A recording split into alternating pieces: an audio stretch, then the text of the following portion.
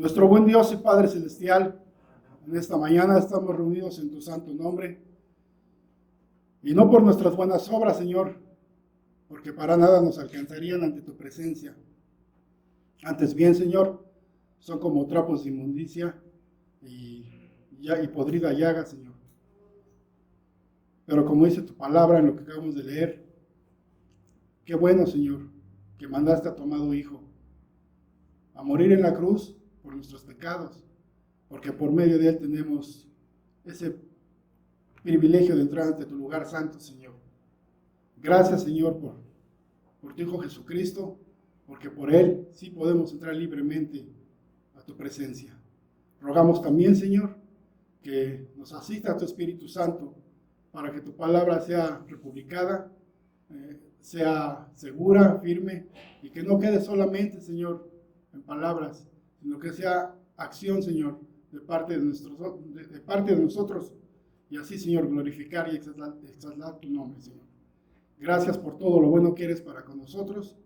Gracias, Señor, por nuestros hermanos que están aquí. Me da gusto verlos a cada uno de ellos. Y también, Señor, gracias por tenerme como siervo, aunque indigno, pero fiel y redimido por la sangre de Jesucristo. Gracias, Señor, en Cristo Jesús oramos. Amén. Amén. Pueden sentarse, hermanos.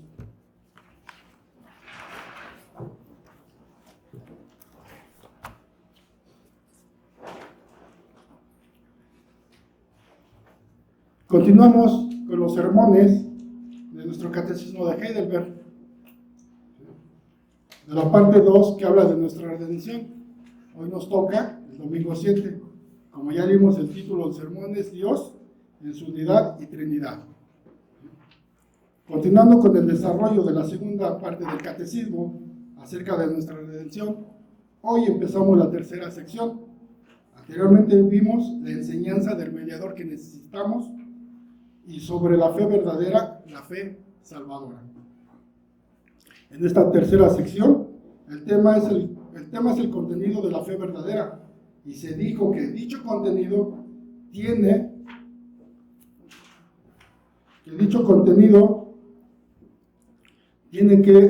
todo lo que se ha revelado en su santo evangelio y que se resume en el credo de los apóstoles, símbolo de fe y documento universal para la cristiandad, enseñándonos que Dios se ha revelado a sí mismo en las Escrituras para que lo conozcamos.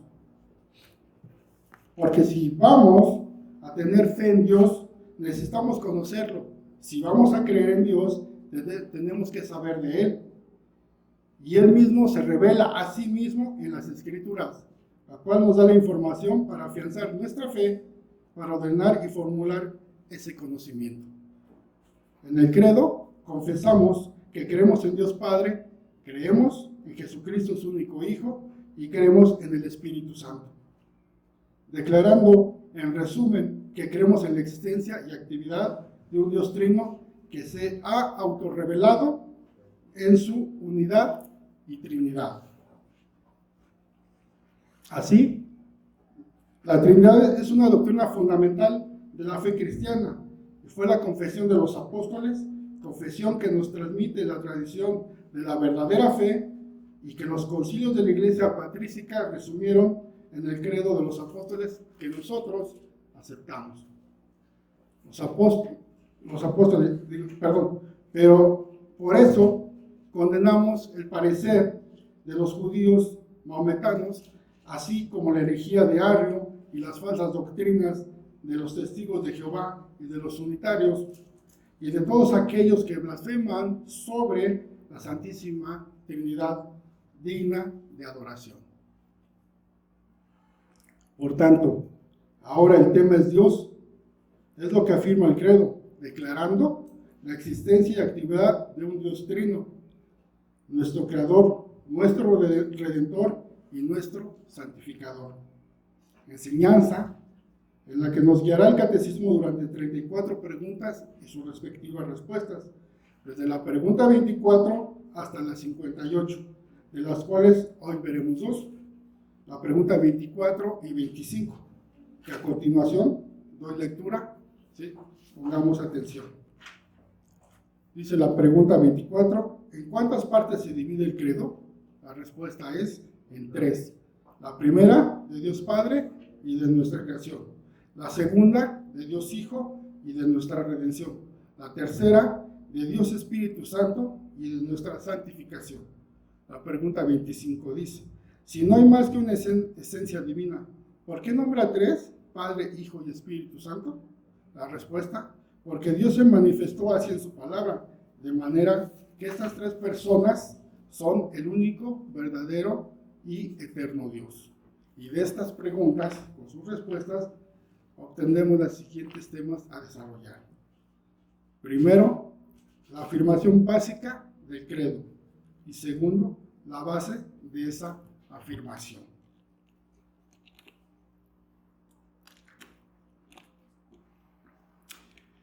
Iniciemos con la primera.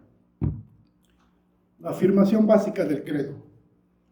Dice, si tuviéramos que decir en unas cuantas palabras lo que esta sección enseña del credo, podríamos resumirlo de esta manera. El credo de los apóstoles afirma la existencia y actividad de nuestro Dios Trino. Los 2 puntos son muy importantes.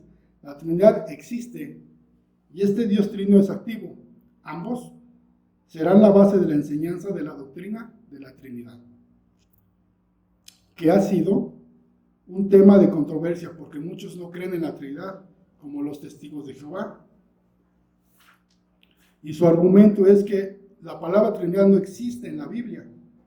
Esta es la táctica favorita de los herejes, usar sutilezas teológicas a partir de las palabras, y para los cuales siempre el Señor tiene respuesta para los impíos e incrédulos. Juan Calvino escribió esto: palabras sueltas no deben usarse en controversias si el concepto bíblico está presente.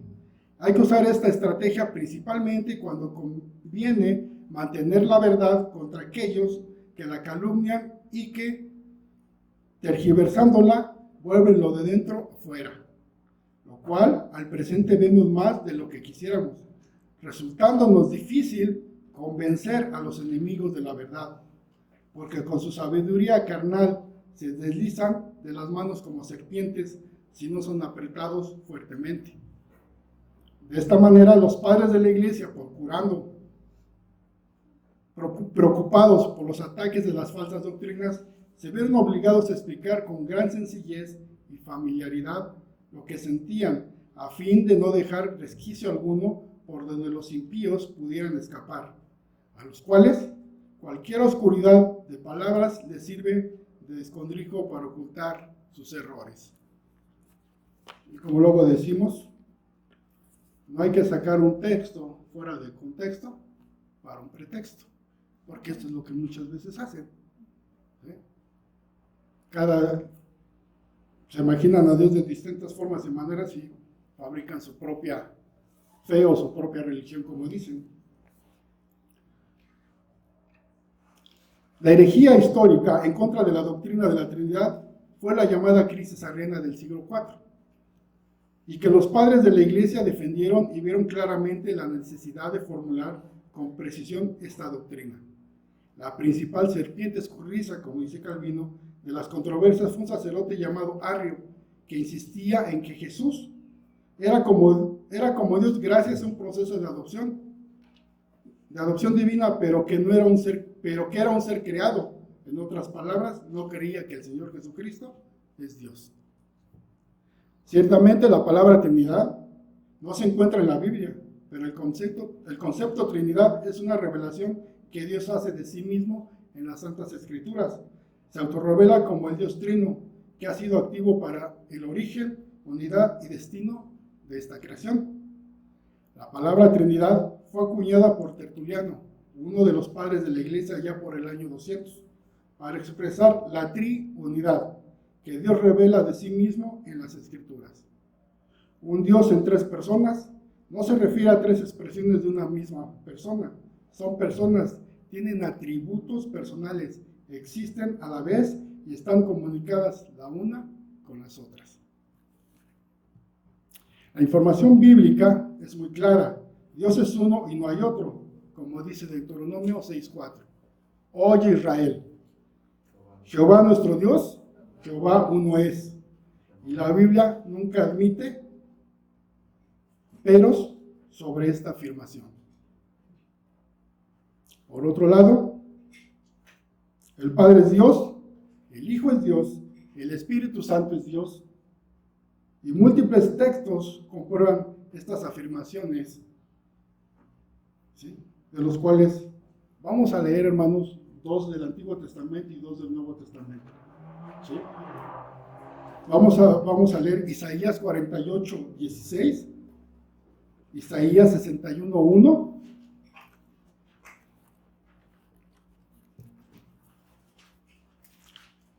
Isaías 48, 16. Acercaos a mí, oíd esto. Desde el principio no hablé en secreto. Desde que eso se hizo, allí estaba yo, y ahora me envió Jehová, el Señor y su Espíritu. La Trinidad. Isaías 61, 1. El Espíritu de Jehová, el Señor, está sobre mí, porque me envió Jehová, me ha enviado a predicar buenas nuevas a los abatidos, a vendar a los quebrantados de corazón, a publicar libertad a los cautivos y a los presos, apertura de la cárcel. Y esta lectura la hace nuestro Señor Jesucristo cuando se le dan el libro en la sinagoga. Y las palabras que dice, esta profecía se ha cumplido hoy. Mateo 3, 16 y 17. Y primero a los Corintios 12, 4 al 6. Mateo 3, 16, 17. Y Jesús, después que fue bautizado, subió luego del agua, y he aquí los cielos le fueron abiertos, y vio al Espíritu de Dios que descendía como paloma y venía sobre él. Y una voz de los cielos que decía: Este es mi Hijo amado, en quien tengo complacencia. Amén. Primero a los Corintios 12, 4 al 6. Ahora bien, hay diversidad de dones, pero el Espíritu es el mismo. Y hay diversidad de ministerios, pero el Señor es el mismo. No hay diversidad de operaciones, pero Dios que hace todas las cosas en todos es el mismo. Entonces, la misma escritura da testimonio de la Trinidad. Aunque no exista la palabra en la escritura. Pero está en hechos, en palabras y acciones. La actividad de Dios es trina también. Esta afirmación es muy importante para nuestra salvación, porque si no hay una actividad trina, tampoco hay salvación. Porque sin Dios Padre, quien envió a su Hijo, sin el Hijo, mediador, que es a la vez verdadero hombre y verdadero Dios. Sin el Espíritu Santo, que nos influye vida por el soplo divino, no hay salvación. Para poder afirmar una salvación, para poder tener la confianza de que somos salvos, tenemos que afirmar la doctrina de la Trinidad. Y esto nos lleva al segundo punto, la base de la afirmación básica. ¿Cuál es la base de la doctrina de la Trinidad? El catecismo responde, porque Dios se manifestó así en su palabra, enseñándonos que la autorrevelación de Dios es la única base para hacer esta afirmación que Dios es trino, en su naturaleza y actividad. Lo que conocemos de Dios es exactamente como Él se dio a conocer, en la Biblia. Si Dios dice, así soy, es porque así es, y es así. Como en la bendición apostólica, que dice, la gracia del Señor Jesucristo, el amor de Dios y la comunión del Espíritu Santo sean con todos vosotros. Dios se revela en su Trinidad, Dios en tres personas con actividad y atributos personales de cada una. La Iglesia en los diferentes concilios, al interpretar las Escrituras, en comunidad, ordenó y formuló el conocimiento de nuestro Dios Trino para instruirnos en esta doctrina fundamental de la fe cristiana.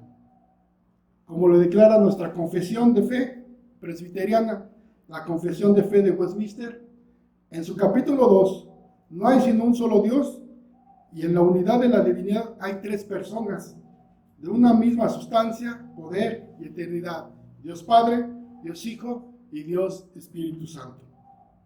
Y que en el credo apostólico, los padres de la Iglesia resumieron en 12 artículos la existencia y actividad de nuestro Dios Trino, y que el catecismo es muy puntual y preciso al hablar de las personas de la Trinidad en términos de su actividad, agregando a cada caso la palabra nuestra, que dice: de Dios Padre y de nuestra creación, de Dios Hijo y de nuestra redención, y de Dios Espíritu Santo de nuestra santificación.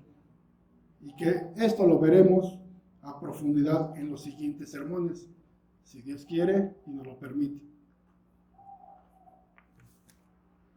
En conclusión, hermanos,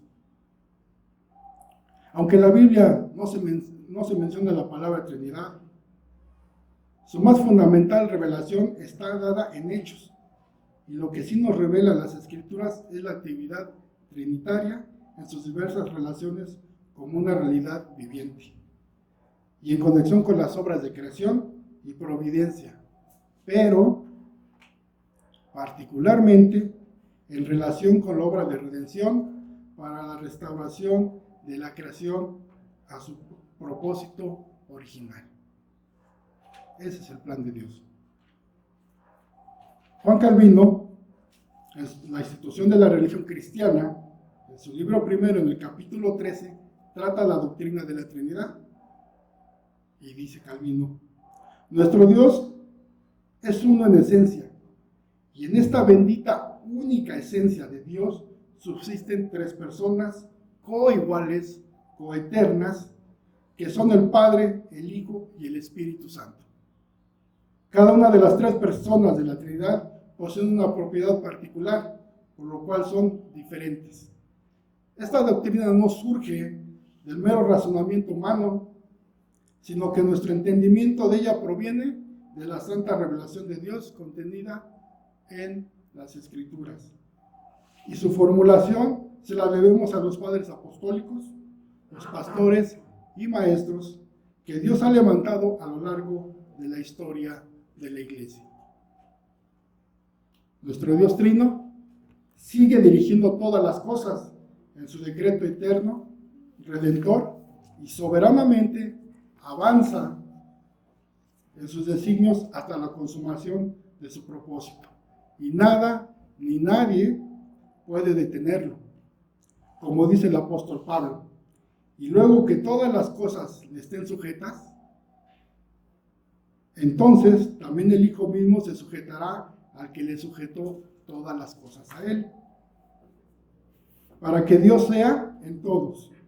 Por eso la doctrina de la Trinidad está íntimamente relacionada con nuestra esperanza, con nuestra fe, con nuestro consuelo, y es decir, con nosotros mismos. Para terminar, es importante señalar que Dios solo se revela a los humildes de espíritu. Y temas insondables como este los aceptamos en fe, porque como dice Isaías, así como son más altos los cielos que la tierra, los pensamientos de Dios son más altos que los nuestros. Es decir, aunque aceptamos que la enseñanza de la Trinidad es válida, basados en la revelación de Dios, este tema es todavía insondable y solamente debemos humillarnos frente a la Trinidad. Como cuando le preguntaron a Daniel Webster, político y estadista cristiano, varias veces nominado a la presidencia de Estados Unidos, uno de sus oponentes políticos le dijo: ¿cómo un hombre de tu inteligencia puede creer en la Trinidad? ¿Cómo puede un hombre de tu calibre mental creer que 3 es equivalente a 1? Sí lo sabe, hermanos, ¿verdad? Y demasiado. Webster le contestó: no pretendo conocer completamente la aritmética celestial. La doctrina de la Trinidad no significa que 3 es equivalente a 1, más bien significa que Dios es 3 en un sentido y 1 en otro sentido, demostrando en su respuesta la humildad de un corazón que cree a Dios y a lo que Dios ha revelado de sí mismo en las Escrituras. Y después Webster agregó: mis padres me inculcaron un amor por las Sagradas Escrituras. Si nos atenemos a los principios enseñados en la Biblia, nuestro país continuará prosperando y prosperará. Pero si nosotros y nuestra posteridad abandonamos sus instrucciones y su autoridad, nadie puede evitar que una catástrofe pueda abrumarnos y enterrar toda nuestra gloria en la oscuridad profunda. La Biblia es nuestra única guía segura. Y fue en este sentido que el consejo de Moisés hacia el pueblo, cuando les dijo: las cosas secretas pertenecen a nuestro Dios, mas las reveladas son para nosotros, para nuestros hijos para siempre, para que cumplamos todas las palabras de esta ley. Por tanto, hermanos, creemos en la doctrina de la Trinidad porque así la Biblia nos lo enseña y porque el Espíritu mismo da testimonio a nuestros corazones de que así es. Estamos aquí porque el Señor nos convenció de pecado por medio de su Espíritu Santo. Nos dio arrepentimiento y confesamos que Jesucristo es nuestro Señor y Salvador.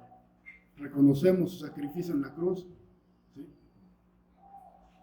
Y aunque nuestras obras, pensando que eran buenas, porque creo que cada uno de nosotros hizo buenas obras supuestamente, y no nos sirvieron de nada, hasta que no hubo la obra del Señor para remover de nuestro corazón al arrepentimiento y creer en la verdad, porque el Espíritu Santo dice es la verdad.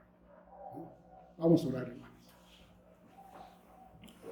Señor, te damos gracias por tu preciosa palabra, porque es perfecta, porque es verdadera, Señor.